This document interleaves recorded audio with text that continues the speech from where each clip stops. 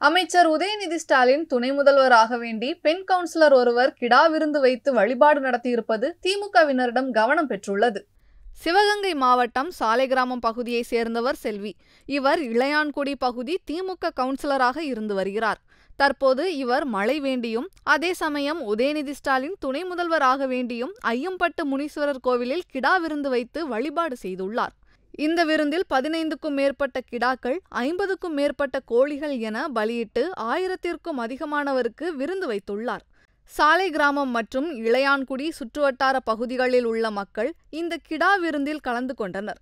உதயநிதி ஸ்டாலின் துணை முதல்வராக வேண்டும் என தொடர்ந்து திமுகவினர் விருப்பம் தெரிவித்து வரும் நிலையில் கவுன்சிலர் செல்வி ஒருபடி மேலே சென்று கிடா விருந்து வைத்து அசத்தியுள்ளார்.